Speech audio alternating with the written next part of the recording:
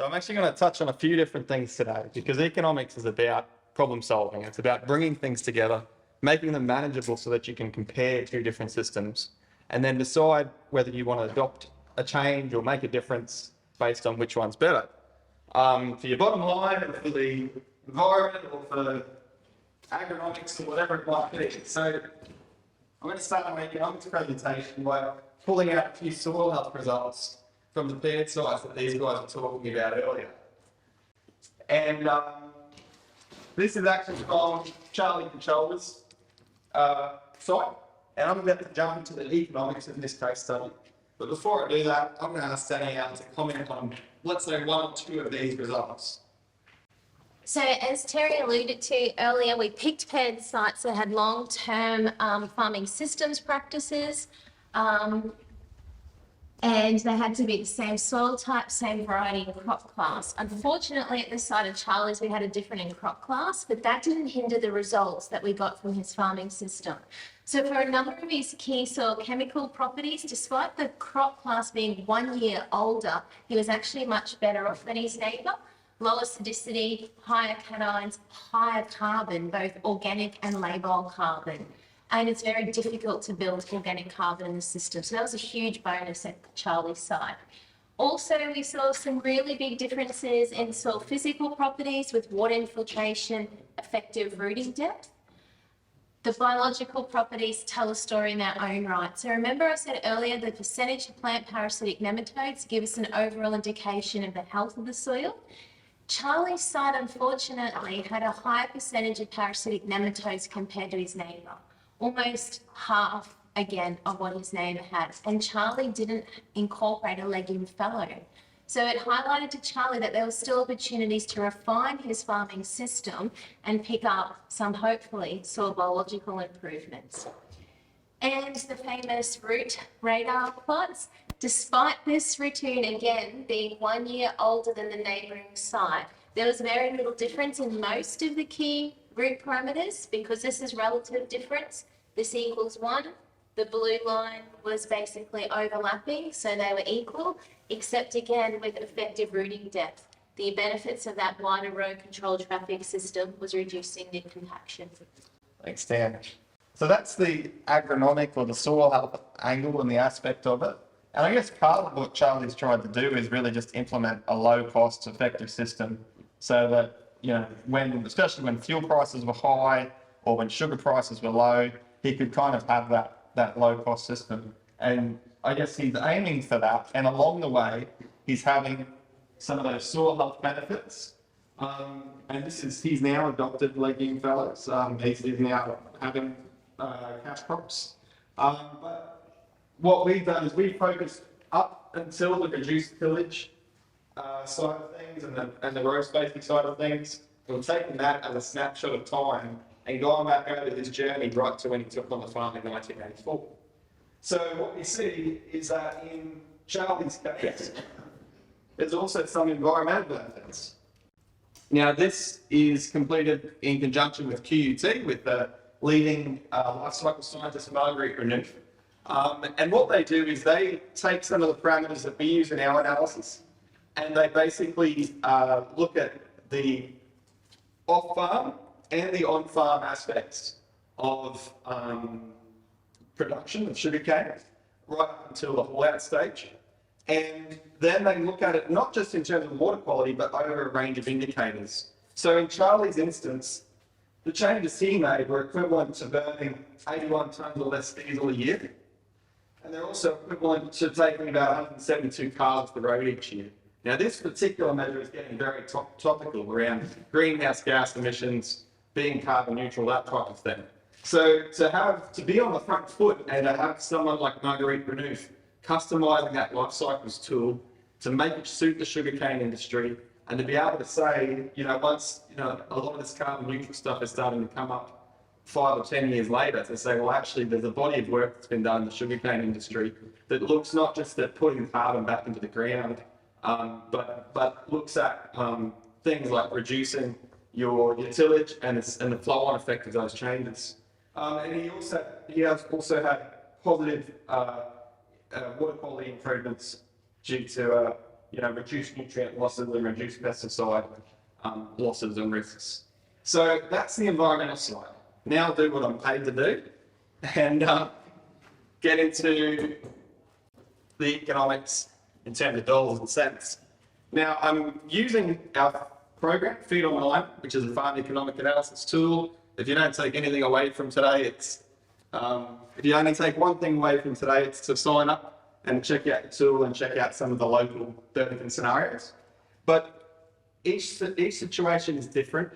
And what we try and do is we try and capture every machinery, every implement that the author did, Willie Lucas, that Charlie Cacciola uses, and reflect that in this analysis so that it's actually quite accurate.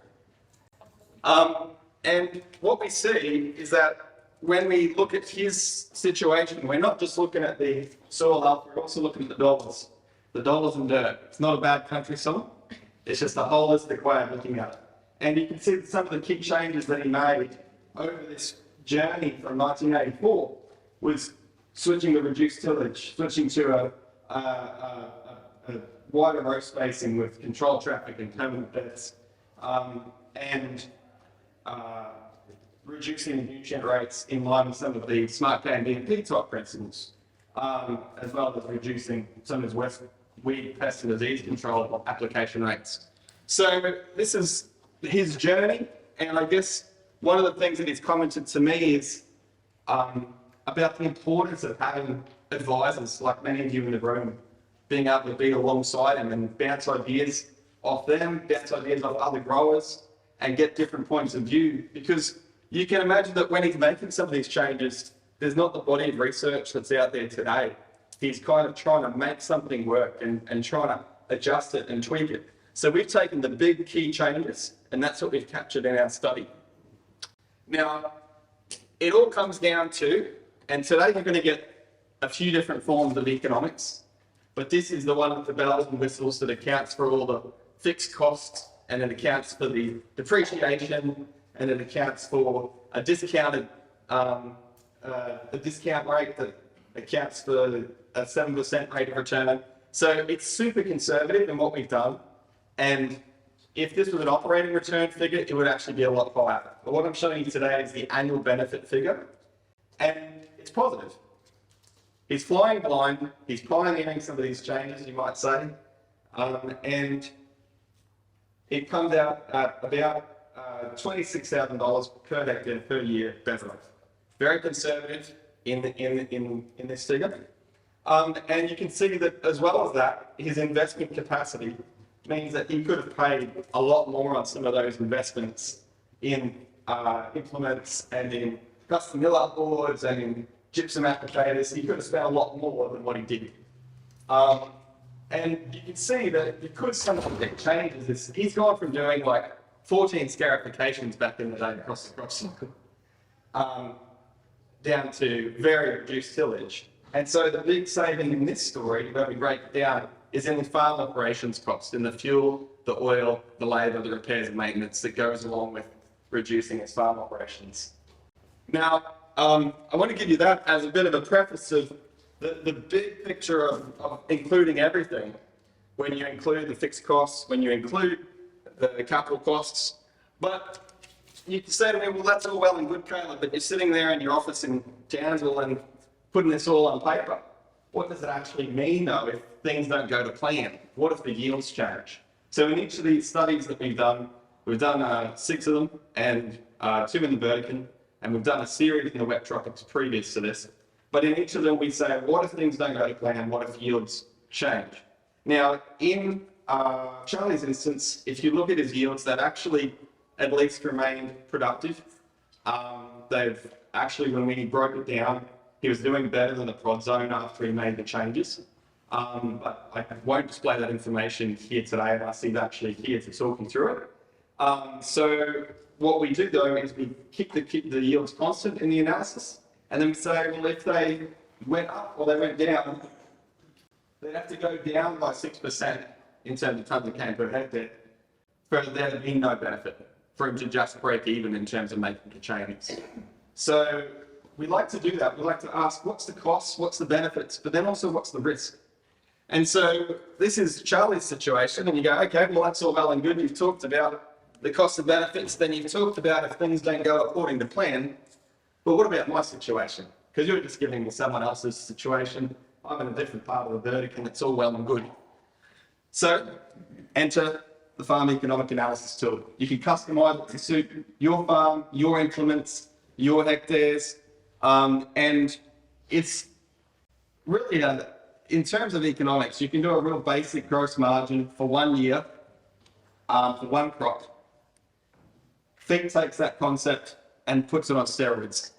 It really takes it and says, well, let's do plant, returns, return 1, return 2, return 3. Let's throw in fellows. And then let's account for fixed costs and for assets. So it really beefs up things so that you get a clear, more accurate picture. And if you were to, say, use the Pharmacist Connect tool that Rochelle was talking about earlier, and you had some of that data for your farm that you've been tracking over time, now that's great historical data. And you could take that and build a scenario that is typical to your farm. And you can actually do that fairly quickly within FEAT. You can use other tools as well. We don't really care what tools you use, but this is probably the most powerful tool that's out there today.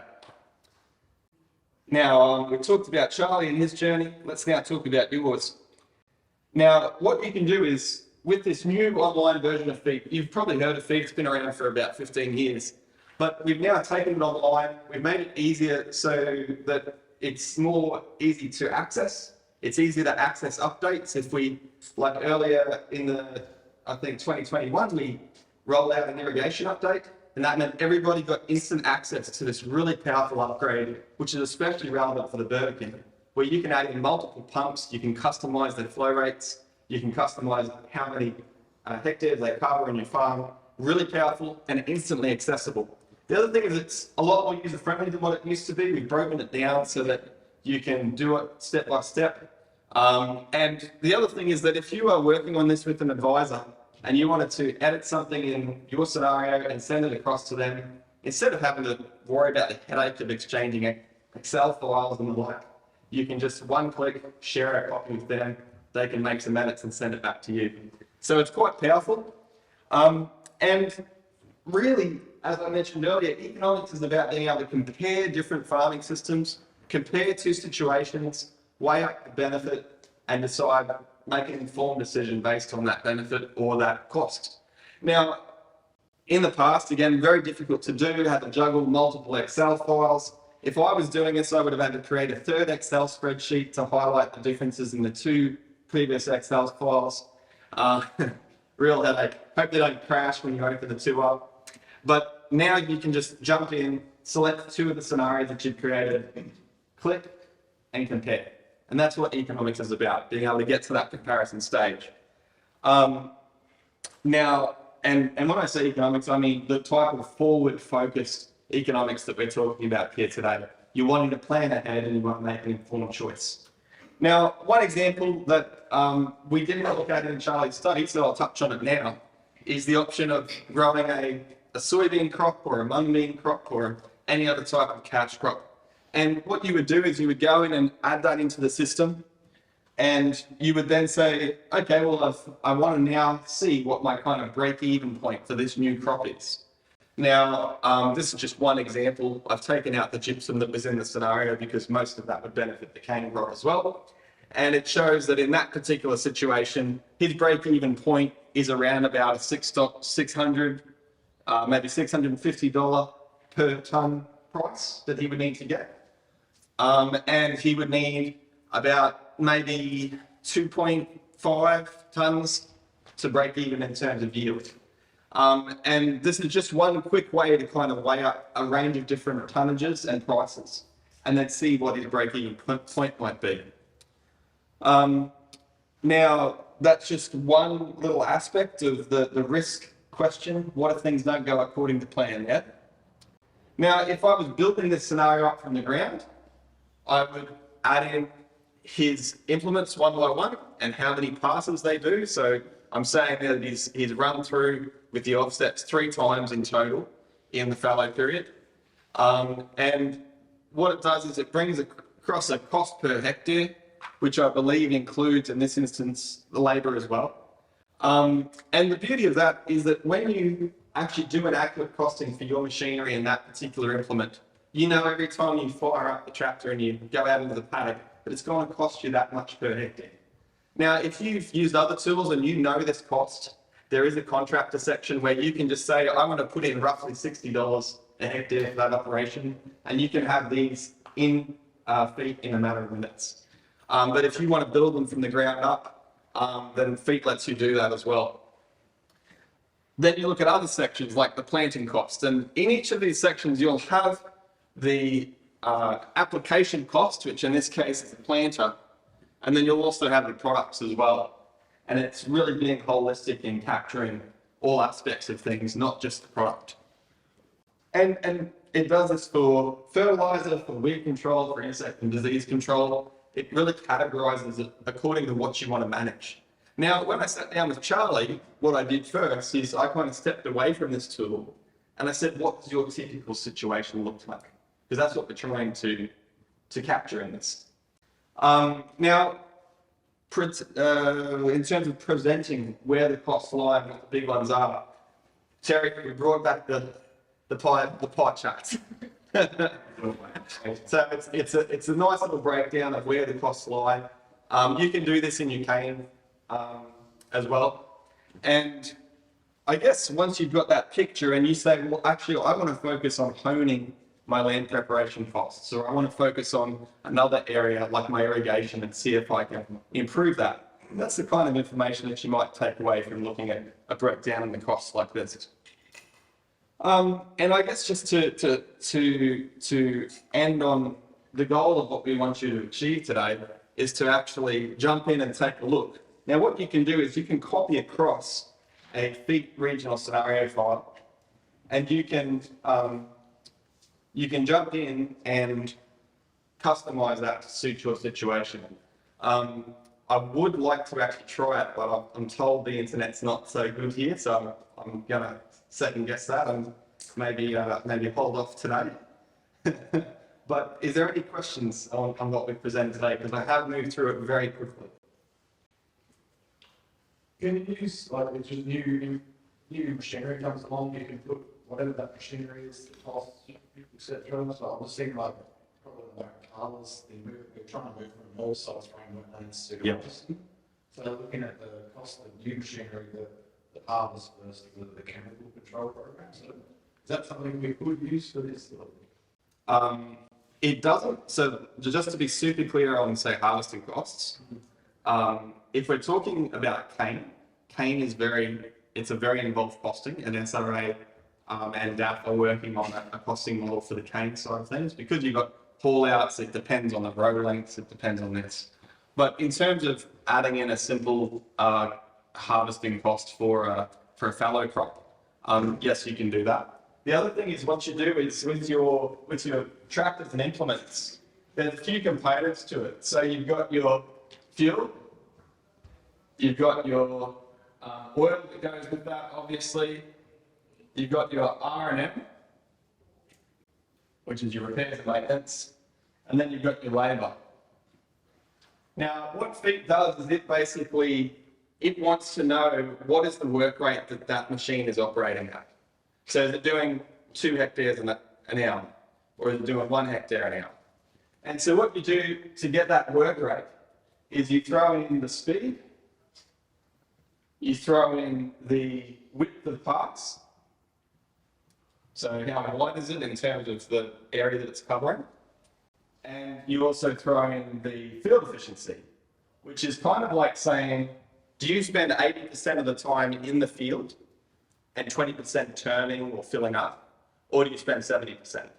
Now, this will then punch out a work rate, and that work rate then becomes the basis of how much labour and how much fuel and oil you're chewing. Now, the other thing that we need to do is we need to calculate the fuel cost.